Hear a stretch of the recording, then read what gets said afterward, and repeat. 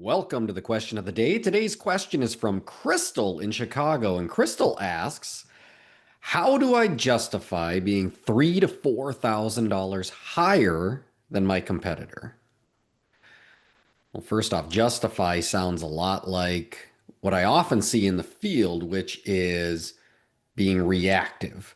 Like often we find out that we cost more than the other company, and then we try justifying, but we do this, but we do that, but we do, so it's coming after. And usually you don't build a lot of value when you're being reactive. So the idea is you want to be proactive.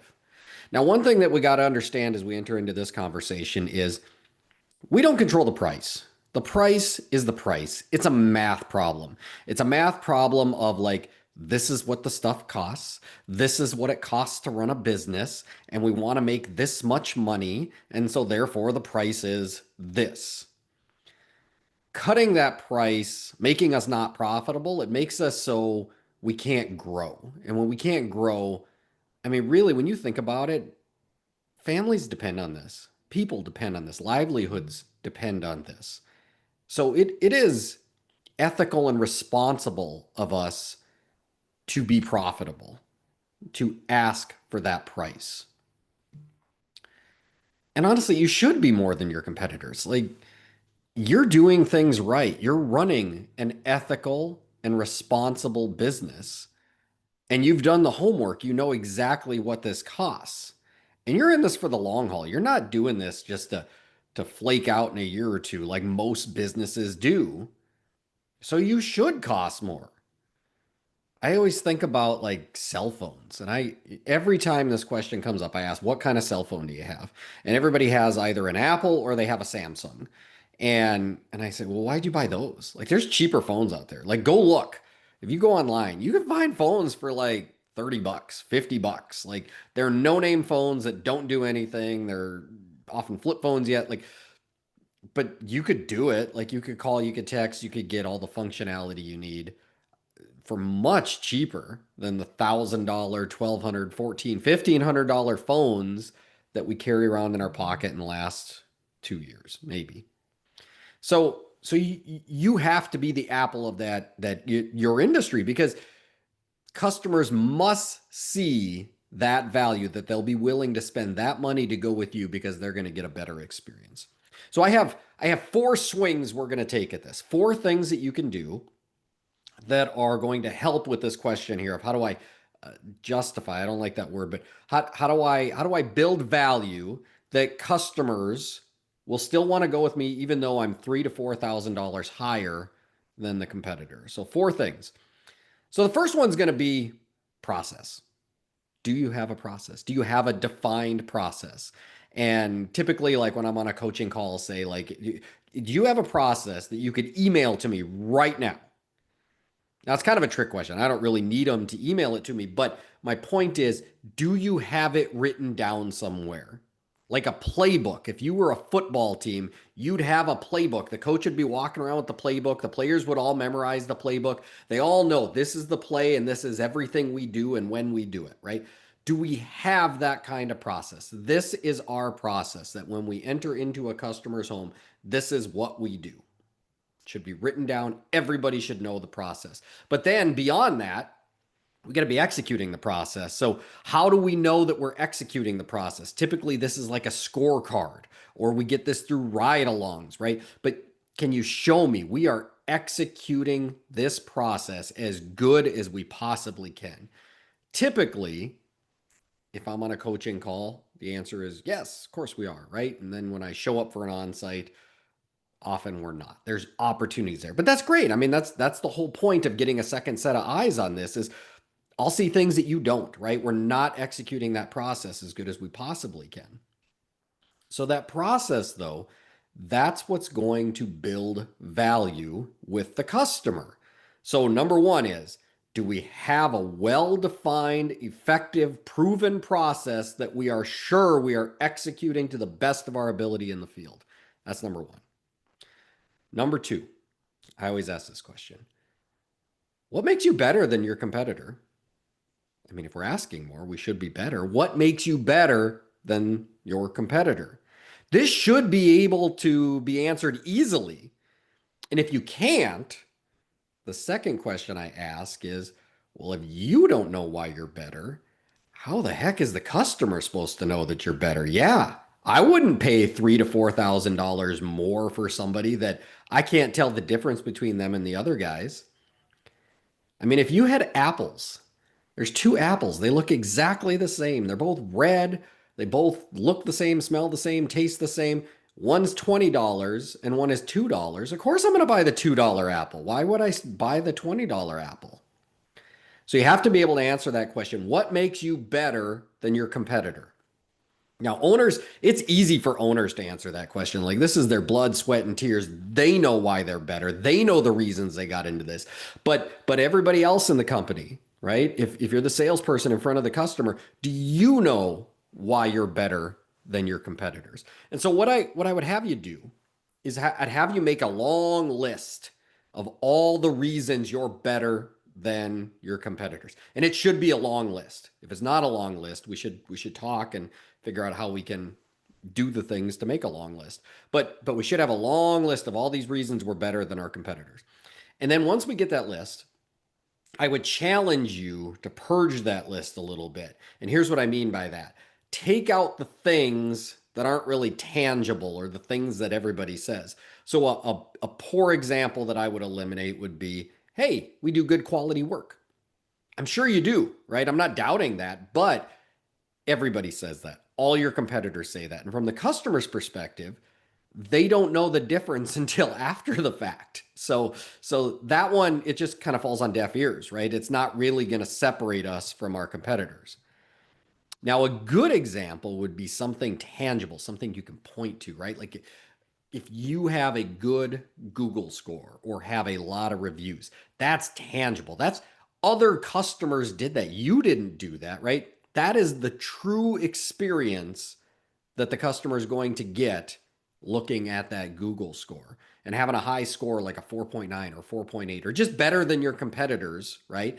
And then having a lot of reviews, that shows there's a lot of people who got a good experience from us. That's the experience you're going to get too, right? So then once you've purged that list a little bit and we have all these tangible reasons that we're better than the competitors, now we got to build that into our process. Like, how do we work that into our process so that we can proactively build that value with the customer? I rode along with a plumber in Seattle, and I saw him do this with the Google reviews, and I thought it was the best thing ever. It was so natural. So they were a company, they had a 4.9 Google score, 3,000 reviews, better than their competitors, right? And within the first 5 minutes of the call, question he would ask would be, hey, how did you hear about us? Right? Pretty common question. But no matter how the customer answered, he was going to work in that Google score. So he would say, hey, how did you hear about us? And if the customer said, oh, I found you on Google, he would say, oh, yeah, most customers do. We're a 4.9, 3,000 reviews. We really stand out on Google. Now, if the customer said anything other than Google, he would say, oh, well, actually, most customers find us on Google. We're a 4.9, 3,000 reviews. We really stand out on Google. No matter how you answered the question, he was weaving in the first 5 minutes, we're a 4.9, 3,000 reviews, which is establishing you're a company that can be trusted. They're going to get a good experience. That builds value, and in the end is going to justify $3,000 to $4,000 difference in price. So that's just one. That's just one little BB, right? How many other reasons do you have that you're better than a competitor, and how do you work those into your process, right? So number one, have a good process. Number two, why are you better than your competitors? Build that value. Number three, now this one is a little reactive. Well, it is reactive, but you need to know how to do this. This is a swing you can take this. Be able to overcome that price objection, right? I do this extensively in the Objection Bootcamp, or we do the Objection Bootcamp online now, and we call it Objection Bootcamp Lite, but we still hit this extensively. But I always say when I go over these price objections, right, these aren't silver bullets. Like, this isn't going to magically close a customer. You have to have steps 1 and 2 down, but you'll have some customers that are still a little bit on the fence. And if you can overcome that price objection like we do in the boot camp, you'll be able to shift those on the fence customers to customers that are purchasing today. So you have to know, how do I handle that price objection respectfully? Because I don't live by hard closing. I don't live by closing all the doors and eliminating all the options until you have to do business with me, even though it feels crusty. I don't live by that. It has to be respectful. But can you respectfully have that conversation and overcome that price objection when you do get that price objection, like we do in the objection boot camp? So, number three, be able to overcome that price objection. And number four, and this is your Hail Mary at the end, right? If I've done all of these, if I am going to discount, there's a very specific way that I'm going to discount. And I don't believe in discounting, right? I think that is just a cancer across our industry. And often when I write along, I just see us throwing discounts out right away. We don't even need to, right? But if you are going to discount, there are some scenarios that I say it would be okay to discount. But if you are, there's a very specific high authority process that I want you to follow. Because if we don't follow this very specific high authority process, what it quickly does is it devolves into this used car close of like, if I could, would ya? And the customer's sitting there going, God, this feels just like the used car salesman that I dealt with a couple weeks ago. So it feels gross, first of all. Second thing is they go, well, if you could have done that now, why didn't you do that at the beginning? Do I look stupid to you? Like you're taking advantage of me. Why didn't you give me that price right up front? Right. And so there's a very specific high authority close process that you're going to do that's going to put you on the customer side. You're going to bat for them. And if we have to discount, it's going to minimize discounting and it's going to tie that customer right into your next opening, which you want to fill anyways, right? So it's going to be a win-win. They're going to help us out by filling that next open spot, and we're going to help them out by giving them a better deal because they helped us out.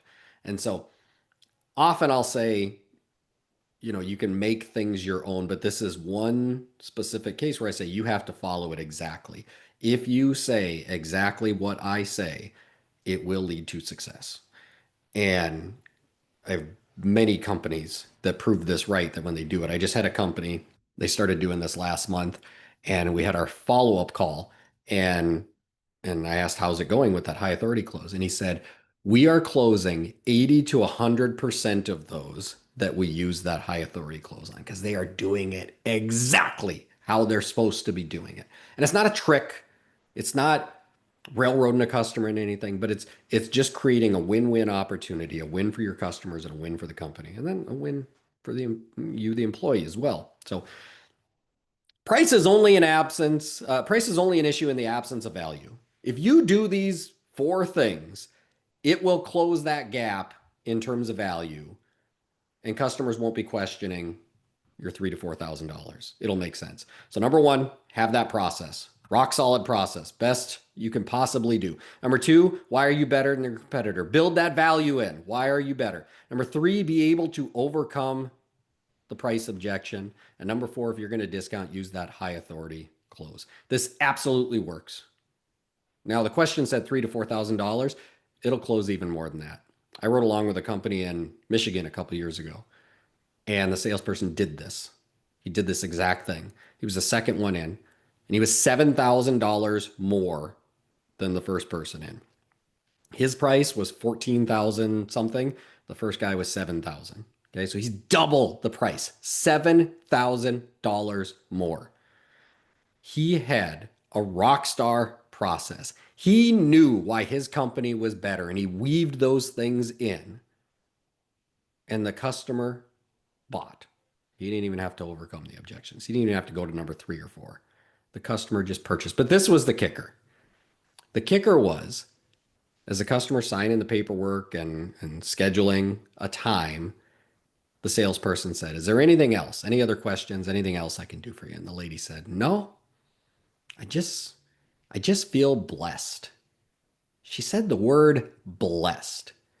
Who feels blessed working with their salesperson and paying twice as much as somebody else out there? She saw the value and felt blessed and then hugged him at the end, and then hugged me because I was with too. So I even got a free hug out of this.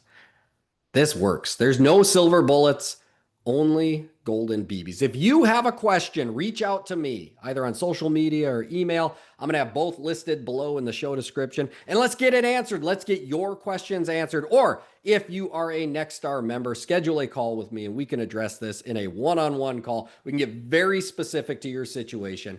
I'm Coach Chris, and I'll see you tomorrow.